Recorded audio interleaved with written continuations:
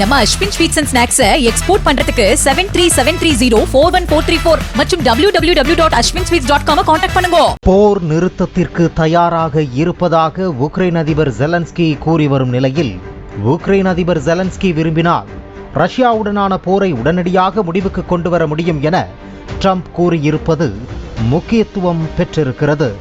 போருக்கு மையப்புள்ளியாக இருக்கும் கிரிமியா பகுதி மீது ரஷ்யா மற்றும் உக்ரைன் என இரு நாடுகளும் சொந்தம் கொண்டாடுவது ஏன்? விரிவாக பார்க்கலாம்.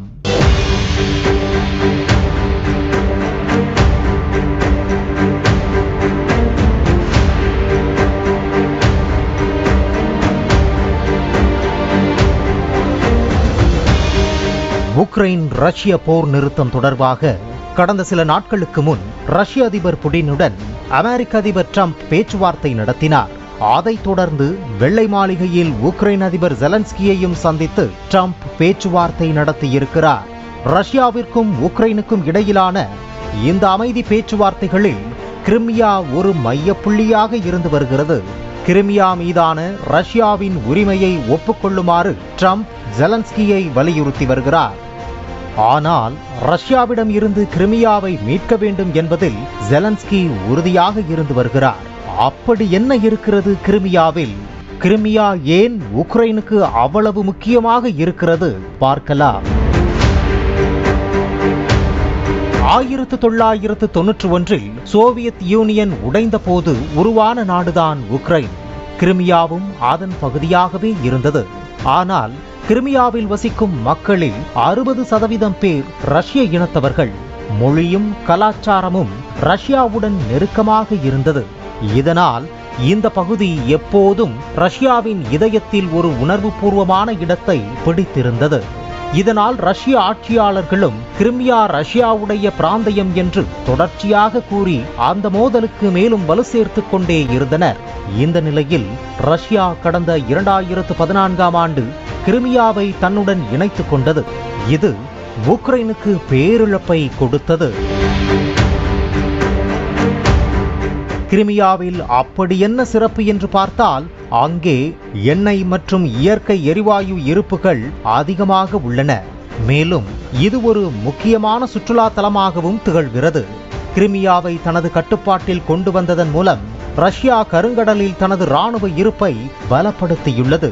அதே வேளையில் இயற்கை வளங்கள், இராணுவ முக்கியத்துவம், சுற்றுலா வருமானம் என 3 விஷயங்கள் உக்ரைனுக்கு பறிபோனது. அது மட்டுமின்றி இன கலாச்சார ரீதியாகவும் கிரிமியா உக்ரைன் அரசியலில் தாக்கத்தை ஏற்படுத்தக்கூடியது. அதனாலேயே கிரிமியா எங்களின் பிராந்தியம், அதை மீட்டெடுக்க வேண்டும் என்று உக்ரைன் தொடர்ந்து வலியுறுத்தி வருகிறது. கிரிமியாவையும் ரஷ்யாவையும் நேரடியாக இணைக்க 19 கிலோமீட்டர் தூரம் கொண்ட ஒரே ஒரு பாலம் மட்டுமே உள்ளது. இந்த பாலத்தில் சாலை மற்றும் ரயில் என 2 தனித்தனி பாதைகள் உள்ளன. கடந்த 2022ஆம் ஆண்டு ரஷ்ய ராணுவம் இந்த பாலத்தின் வழியாகத்தான் உக்ரைனுக்குள் முதல் முறையாக ஊடுருவியது என்பது குறிப்பிடத்தக்கது. இதனால் போர் மூண்ட சில நாட்களிலேயே உக்ரைன் இந்த பாலத்தை குறிவைத்து வெடிகுண்டு தாக்குதல் நடத்தியது. ஆனால் அதே வேகத்தில் அதனை உடனடியாக ரஷ்யா சீர் செய்தது. அந்த அளவிற்கு கிரிமியா மீது ரஷ்யா பெரிய நாட்டம் கொண்டிருப்பதற்கு இது ஒரு சிறந்த உதாரணமாக கூறலாம்.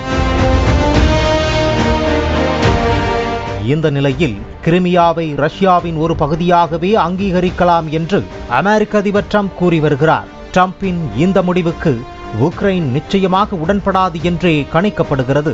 மேலும் ட்ரம்பின் இந்த நிலைப்பாடு ரஷ்ய ஆதரவு போக்கு என்றும் ஒருபுறம் விமர்சிக்கப்படுகிறது.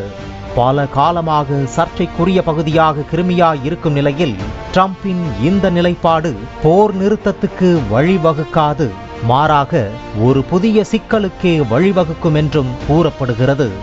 இனி உக்ரைன் என்ன செய்ய முடியும்? போர் நிறுத்தம் அமலுக்கு வருமா? பொறுத்திருந்து பார்க்கலாம்.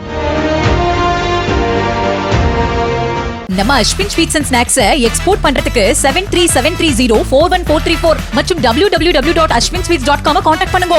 பிளே ஸ்டோர் மற்றும் ஆப் ஸ்டோரில் இருந்து பாலிமர் செயலியை QR கோடு மூலம் பதிவிறக்கம் செய்யுங்கள். செய்திகளை உடனுக்குடன் பெறுங்கள்.